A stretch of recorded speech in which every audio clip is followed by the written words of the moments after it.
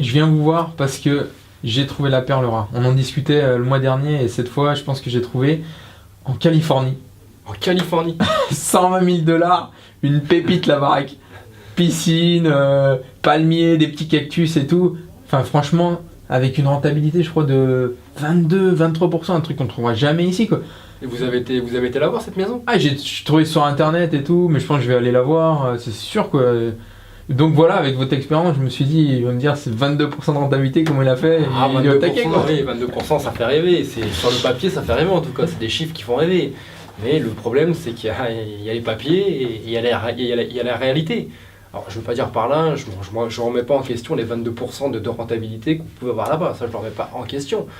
Mais est-ce que vous avez pensé à tous les à côté, à la gestion, au problème? Si demain vous avez un problème, est-ce que vous connaissez réellement aussi le secteur le secteur dans lequel vous allez investir? Est-ce que vous connaissez la politique d'investissement aux États-Unis? Est-ce qu'il n'y a pas d'autres taxes à prendre en compte?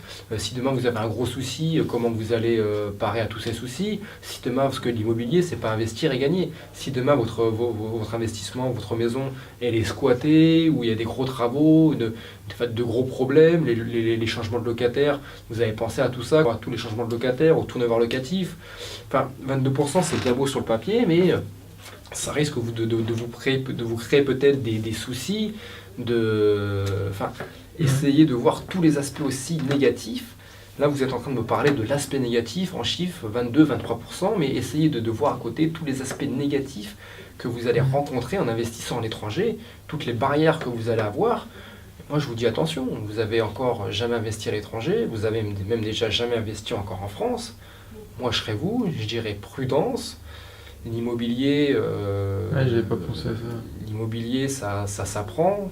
Moi, je partirais plus sur un investissement sage, investir dans un studio, dans un secteur que vous maîtrisez, que vous connaissez, proche de chez vous, ce serait mieux, pour vraiment mettre en place tout ce que vous avez pu apprendre en immobilier, tout ce que vous avez pu partager, échanger, le mettre en pratique dans l'action avec un studio proche de chez vous, que faire un investissement à l'étranger. D'une part, j'avais vu, je m'étais dit, il y a tout bon, les chiffres ils sont bons, la rentabilité, mais c'est vrai que je suis resté fixé là-dessus, j'ai même pas pensé à tout ça. Vous allez tout déléguer, donc vous allez rien apprendre au final.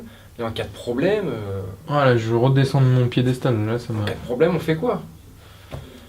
Donc, là, je dis pas qu'il faut pas investir à l'étranger, mais je pense qu'il y a des étapes à franchir. Rassurez-vous déjà avec un premier investissement en France. Et quand vous serez fait vos armes avec les investissements en France, un premier, un deuxième, un troisième, que financièrement vous serez beaucoup plus costaud, que vous aurez un socle et des fondations beaucoup plus solides financièrement et aussi par rapport à votre expérience, oui, je ne vous dis pas de ne pas aller investir à l'étranger, mais pour l'instant, voilà, faites ça avec prudence. Ok. Non, faut pas être déçu. Faut pas être déçu. Non, un petit peu. Oui, c'est normal. Vous accusez le contre-coup. Voilà. Rentrez chez vous tranquillement. Vous allez passer une bonne nuit et demain replongez-vous dans les investissements.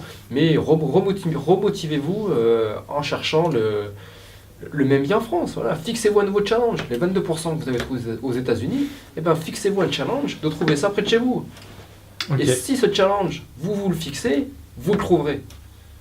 Ça marche. Bon, merci de me remotiver. Bonne recherche. Merci, au revoir. Au revoir.